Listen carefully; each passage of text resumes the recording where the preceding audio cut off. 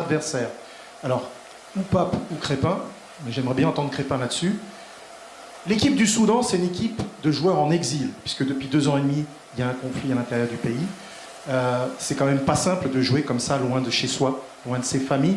Est-ce que vous avez conscience de tout cela, de ce que ça peut représenter pour eux d'être permanemment en exil, de jouer loin de leur base?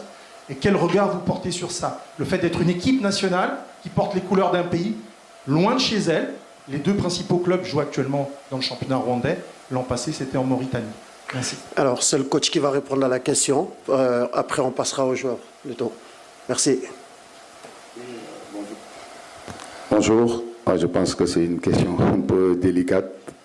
C'est sûr qu'on aimerait les voir jouer dans leur propre pays.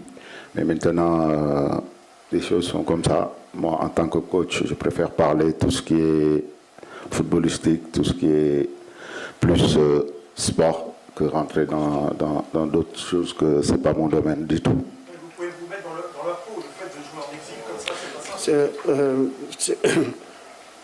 C'est bon, il a répondu à la question là-bas derrière.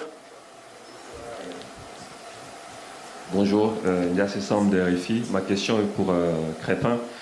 Non, on n'est pas encore passé aux joueurs. Je vous ai bien demandé si c'était le coach. Bon, c'est le moment de partir. Si c'est Crépin, on commencera par Babacar Ndaofaye. On va aller aux joueurs maintenant. Merci, Babacar Ndaofaye de BBC. Bonjour Crépin. Alors, votre histoire avec la CAN est jusqu'ici faite de beaucoup de frustrations. Une CAN perdue en finale en 2019, le sacre manqué pour cause de blessures en 2022, et puis cette élimination frustrante en 2023. Personnellement, dans quelle mesure tout ceci vous aide à avoir la rage qu'il faut pour aller la chercher cette année? Bonjour. Je pense que, comme toujours, chaque compétition que tu joues, tu aimerais la gagner. On est des compétiteurs. Après, moi, je suis qu'un joueur et le bon Dieu aussi est là. Donc, je pense que moi, j'ai été plus content même quand le Sénégal a remporté la CAN, que même si je n'étais pas là pour cause de blessures, pour tout ce que vous savez, ce qui s'est passé. Mais le plus important est que moi, je vis le moment présent. Et ça a toujours été mon cas.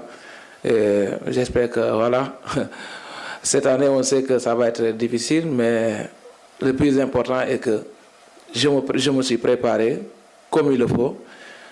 Et voilà, là, on est content, vivre le moment présent. Je pense que c'est ce qui est le plus important pour un